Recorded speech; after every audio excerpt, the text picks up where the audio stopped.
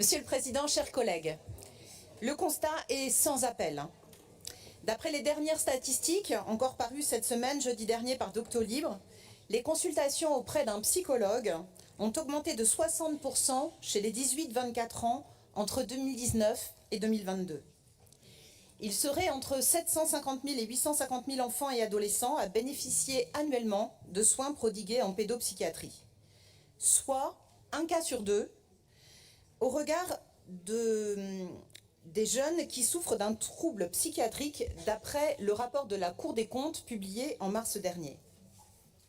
Pour la défenseure des droits, elle note une prévalence plus élevée pour les jeunes filles, avec 40% de plus de pensées suicidaires.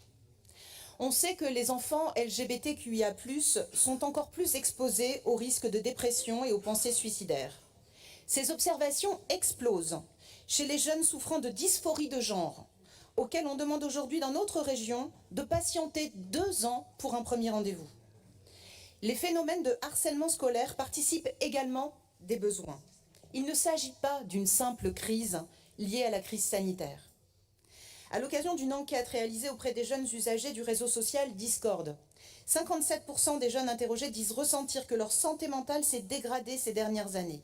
Et si les causes sont plurielles, ils identifient 3 facteurs majeurs à leur anxiété: le stress, le coût de la vie et le changement climatique.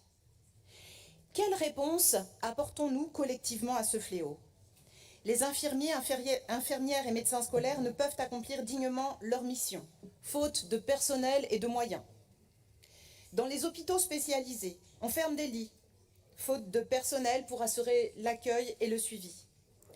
Le nombre de pédopsychiatres a chuté de 34% en France entre 2010 et 2022.